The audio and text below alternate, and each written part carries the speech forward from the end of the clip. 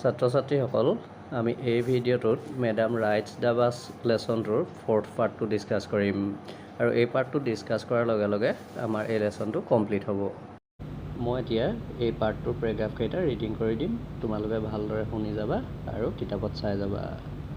Won't your mother be looking for you? The conductor asked when he gave the girl her ticket. No, no one will be looking for me, she said. The bus started, and again there were the same wonderful sights. Bali was not bored in the slightest and greeted everything with the same excitement she had felt the first time. But suddenly she saw a young cow lying dead by the roadside, just where it had been struck by some fast-moving vehicle. Is not that the same cow that ran in front of the bus on our trip to town? She asked the conductor. The conductor nodded, and she was overcome with sadness. What had been a lovable, beautiful creature just a little while ago had now suddenly lost its charm and its life and looked so horrible, so frightening as it lay there, legs spread-eagled, a fixed stare in its lifeless eyes, blood all over. The bus moved on. The memory of the dead cow haunted her, dampening her enthusiasm. She no longer wanted to look out the window. She sat thus, glued to her seat, until the bus reached her village at 3:40. She stood up and stretched herself. Then she turned to the conductor and said, "Well, sir, I hope to see you again." "Okay, madam," he answered her, smiling. "Whenever you feel like a bus ride, come and join us. And don't forget to bring your fare." She laughed and jumped down from the bus. Then away she went, running straight for home. When she entered her house, she found her mother awake and talking to one of Bali's aunts, the one from South Street. This aunt was a real chatterbox, never closing her mouth once she started talking. "And where have you been?" said her aunt when Bali came in. She spoke very casually, not expecting a reply. So Bali just smiled, and her mother and aunt went on with their conversation. "Yes, you are right," her mother said. "So many things in our midst and in the world outside. How can we possibly know about everything?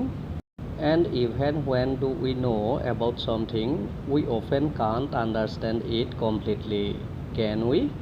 "Oh, yes," breathed Bali. "What?" asked her mother. "What's that you say?" "Oh," said Bali, "I was just agreeing with what you said about things happening without our knowledge." "Just a seed of a girl she is," said her aunt, "and yet look how she pokes her nose into our conversation, just as though she were a ground lady." Bali smiled to herself. She did not want them to understand her smile. But then there was not much chance of that, was there? এতিয়া এই পেৰাগ্ৰাফকেইটাত পোৱা কিছুমান শব্দৰ অৰ্থ দি দিছোঁ, তোমালোকে এইখিনি লিখি ল'বা। বৰ্ড মানে আমনি পোৱা, ডিষ্টাৰ্বড। গ্ৰীট মানে সম্ভাষণ জনোৱা বা অভিবাদন জনোৱা, টু ৱেলকাম। ষ্ট্ৰাক মানে খুন্দিয়াই যোৱা, হিট। ক্ৰিয়েচাৰ মানে প্ৰাণী, এনিমেল। হৰিবল মানে ভয়ংকৰ বা ভয়ানক, ফ্ৰাইটেনিং। তাৰপিছত চোৱা স্প্ৰেড-এগল্ড মানে বিস্তাৰিত হোৱা বা মেল খাই থকা, স্প্ৰেড আউট। ষ্টেয়াৰ মানে থৰ লাগি চোৱা, টু গেজ। হাণ্ট মানে আমনি কৰি থকা বা ঘনাই মনত পৰি থকা, টু ডিষ্টাৰ্ব। ডেম্পেনিং মানে সেমেকাই তোলা বা নিৰুৎসাহিত কৰা। এনথুচিয়াজম মানে উৎসাহ উদ্দীপনা, ইণ্টেন্স ইণ্টাৰেষ্ট। তাৰপিছত চোৱা গ্লুড মানে এঠা লগাৰ দৰে লাগি থকা, টু পুট টাইটলি। ষ্ট্ৰেটচ মানে প্ৰসাৰিত কৰা। লেচনটোত লাইন এটাত আমি পাম যে ভালি ষ্ট্ৰেটচ হাৰছেল্ফ, তাৰমানে তাই বহু সময় বাছখনত একেলেঠাৰিয়ে যাত্ৰা কৰি আহিছিল আৰু সেইকাৰণে তাইৰ গাটো জঠৰ দৰে লাগিছিল, আৰু জঠৰতাখিনি নাইকিয়া কৰিবৰ বাবে হাত ভৰিবিলাক মেলি দিয়াটোকে ষ্টেটছ বুলি বুজাইছে। ইয়াৰ ইংলিছ অৰ্থ হ'ল টু এক্সপাণ্ড। কেজুৱেলি মানে গুৰুত্বহীনভাৱে, কেয়াৰলেছলি। এক্সপেক্টিং মানে আশা কৰা, হোপিং। তাৰপিছত চোৱা ৰিপ্লাই মানে প্ৰত্যুত্তৰ। ব্ৰেথেড মানে উশাহ লোৱা। চিট মানে শিশু বা বালিকা, a child. Pokes her nose মানে অপ্ৰয়োজনীয়ভাৱে আনৰ কথাত গুৰুত্ব দিয়া। Takes interest in something that does not concern হাৰ।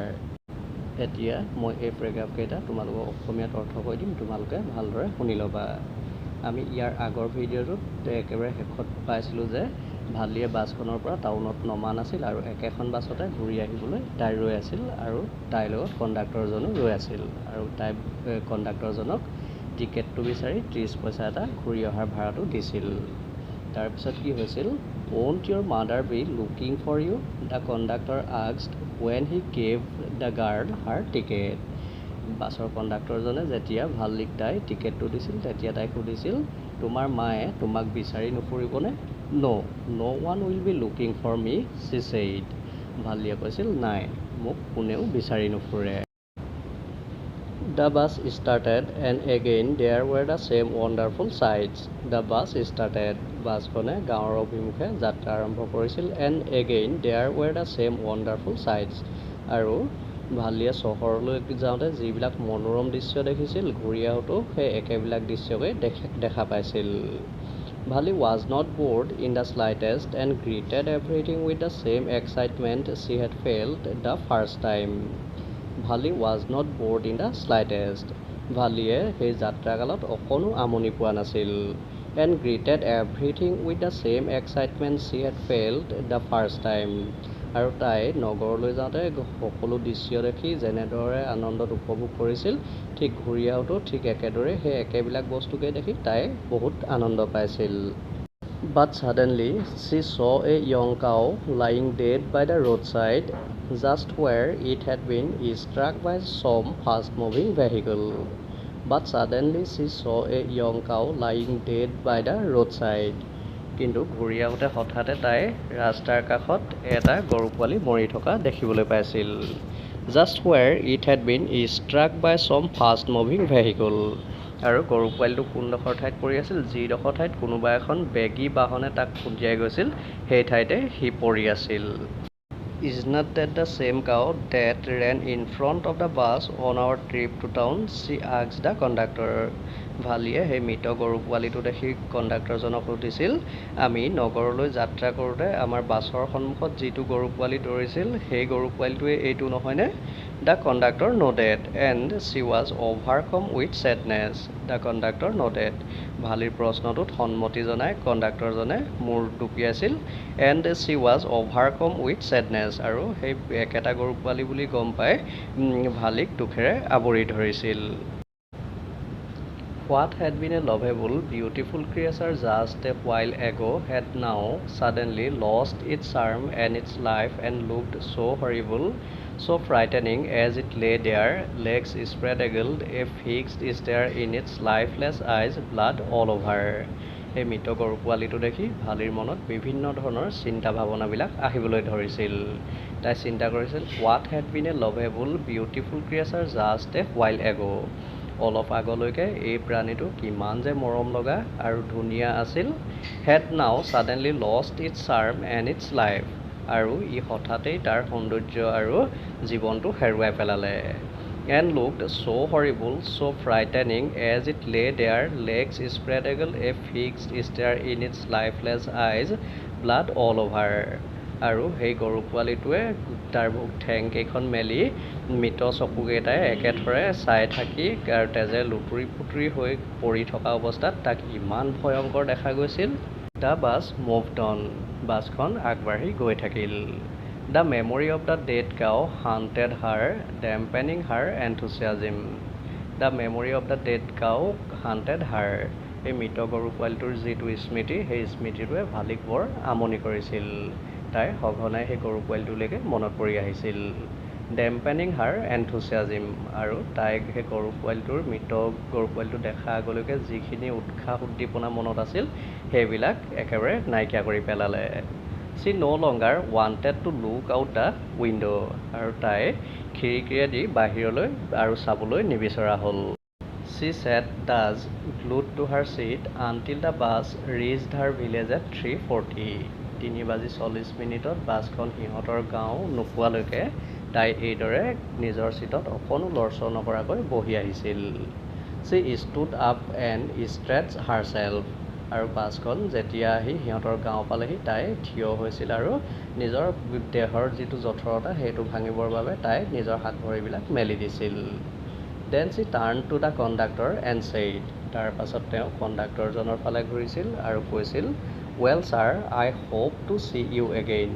মহাশয়, মই আপোনাক পুনৰ লগ পোৱাৰ আশা ৰাখিলোঁ। Okay madam, he answered her smiling. কণ্ডাক্টৰজনে মিচিকিয়ে হাঁহি এটা মাৰিছিল আৰু কৈছিল, ঠিক আছে বাইদেউ। Whenever you feel like a bus ride, come and join us. আপোনাৰ যেতিয়াই বাছত উঠিবলৈ মন যায় আহিব আৰু আমাক লগ কৰিব। And don't forget to bring your fare. আৰু আপোনাৰ ভাড়াটো আনিবলৈ নাপাহৰিব। She laughed and jumped down from the bus. ভালিয়ে কণ্ডাক্টৰজনৰ সেই কথাষাৰ শুনি হাঁহিছিল আৰু বাছখনৰ পৰা জঁপিয়াই নামিছিল। Then away she went running straight for home. তাৰপিছত তাই বাছখনৰ ওচৰৰ পৰা দৌৰি আঁতৰি গৈছিল আৰু পোনে পোনে ঘৰলৈ গৈছিল। When she entered her house, she found her mother awake and talking to one of Vali's aunts, the one from South Street. When she entered her house, ভালিয়ে যেতিয়া গৈ নিজৰ ঘৰত প্ৰৱেশ কৰিছিল, she found her mother awake. তাই মাকক সাৰ পাই থকা দেখা পাইছিল। And talking to one of Vali's aunts, আৰু তাইৰ এগৰাকী খুৰীয়েকৰ লগত কথা পাতি থকা দেখিছিল, the one from South Street, আৰু সেই খুৰীয়েকগৰাকী South Streetৰ পৰা আহিছিল। This aunt was a real chatterbox, never closing her mouth once she started talking. This aunt was a real chatterbox. Chatterbox মানে কথাৰ ভঁৰাল বা যিবিলাক মানুহ বহুত কথকি হয় সেইবিলাক। এই খুৰীয়েকগৰাকী সঁচাকৈ এগৰাকী কথকি লোক আছিল। Never closing her mouth once she started talking. আৰু তেওঁ এবাৰ কথা পাতিবলৈ আৰম্ভ কৰিলে কেতিয়াও মুখ বন্ধ নহৈছিল। And where have you been? said her aunt when Vali came in. ভালি যেতিয়া ভিতৰলৈ সোমাই আহিছিল তেতিয়া সেই খুৰীয়েকগৰাকীয়ে সুধিছিল, তুমি ইমান পৰে ক'ত আছিলা? She spoke very casually, not expecting a reply. She spoke very casually. তেওঁ ভালিক এই প্ৰশ্নটো একেবাৰে গুৰুত্বহীনভাৱে সুধিছিল, not expecting a reply, আৰু ভালিয়ে কোনো উত্তৰ দিয়াটো তেওঁ আশা কৰা নাছিল। So Vali just smiled and her mother and aunt went on with their conversation. আৰু ভালিয়ে সেইকাৰণে কোনো উত্তৰ নিদি মাত্ৰ মিচিকিয়ে হাঁহি এটা মাৰিছিল আৰু তাৰপিছত তেওঁ ভালিৰ মাক আৰু খুৰীয়েকে তেওঁলোকৰ যিটো কথোপকথন সেইটো একেলেঠাৰিয়ে চলাই গৈছিল। Yes, you are right, her mother said. ভালিৰ মাকে কৈছিল, হয় আপুনি সঠিক কথাই কৈছে। So many things in our midst and in the world outside. আমাৰ মাজত আৰু বাহিৰৰ পৃথিৱীখনত বহুত ঘটনা ঘটি থাকে। How can we possibly know about everything? আৰু আমি এই সকলোবিলাকৰ বিষয়ে জনাটো কেনেকৈ সম্ভৱ হ'ব? And even when do we know about something, we often can't understand it completely, can we? And even when we do know about something, আৰু কেতিয়াবা আমি কিবা কথা এটা অলপ জানিলেও we often can't understand it completely, can we? আমি সেই কথাটো ভালদৰে বুজি পাবও নোৱাৰোঁ, পাৰোঁনে বাৰু? Oh yes, breathed Vali. কিন্তু সেই সময়তে ভালিয়ে কথাখিনি শুনি এটা দীঘলীয়াকৈ উশাহ টানিছিল আৰু কৈছিল, অ' হয়। What asked her mother? ভালিয়ে সেইদৰে প্ৰতিক্ৰিয়া প্ৰকাশ কৰা দেখি মাক আচৰিত হৈ গৈছিল আৰু সুধিছিল, কি? What's that you say? তুমি সেইষাৰ কি ক'লা? Oh, said Vali, I was just agreeing with what you said about things happening without our knowledge.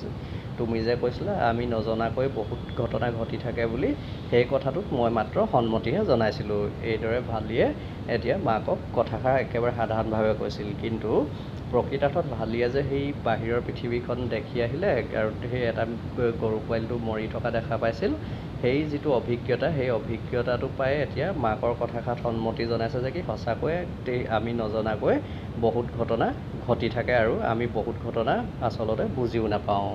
Just a seed of a girl she is, said her aunt, and yet look how she pokes her nose into our conversation, just as though she were a ground lady. Just a seed of a girl she is, said her aunt. আৰু খুৰীয়েকে এতিয়া অভিযোগ কৰাৰ দৰে কৈছে তাইতো একেবাৰে এজনী সৰু ছোৱালী, and yet look how she pokes her nose into our conversation. আৰু তাৰ পাছতো চাওকচোন তাই কোনো কাৰণ নোহোৱাকৈ কিদৰে আমাৰ কথাৰ মাজত সোমাই দিছে। জাষ্ট এজ দ' চি ৱেৰ এ গ্ৰাউণ্ড লেডি। তাই এনেধৰণৰ আচৰণ কৰিছে যে কি তাই যেন এগৰাকী ডাঙৰ মহিলাহে। ভালি স্মাইল টু হাৰছেল্ফ। ভালিয়ে নিজে নিজে হাঁহিছিল। She did not want them to understand her smile. তাই মাক আৰু খুৰীয়েকে তাইৰ হাঁহিটো বুজি পোৱাটো নিবিচাৰিছিল। তাৰমানে তেওঁলোকে যে এতিয়া বাহিৰৰ জগতত বিভিন্ন ধৰণৰ ঘটনা ঘটি থাকে আৰু সেইবিলাকৰ বিষয়ে তেওঁলোকে নাজানে বা কেতিয়াবা জানিলেও সকলোবিলাক কথা বুজি নাপায়, সেই কথাটো কোৱা শুনিয়ে এতিয়া ভালিৰ হাঁহি উঠিছিল। কিন্তু তেওঁলোকে এই হাঁহিটো বুজি পোৱাটো ভালিয়ে বিচৰা নাছিল, কাৰণ যদি তাইৰ হাঁহিটো অৰ্থ বুজি পায় তেন্তে তেওঁলোকে গম পাই যাব যে ভালিয়ে নিজৰ গাঁৱৰ পৰা ওলাই গৈ চহৰত ফুৰি আহিছিল আৰু তাই কিছুমান নতুন অভিজ্ঞতা অৰ্জন কৰি আহিছিল। But then there was not much chance of that was there. কিন্তু তেতিয়ালৈকে ইয়াৰ কোনো সুযোগ বা সুবিধা নাছিল। আছিলনে বাৰু? আজি পাঠ ইমানতে শেষ হৈছে।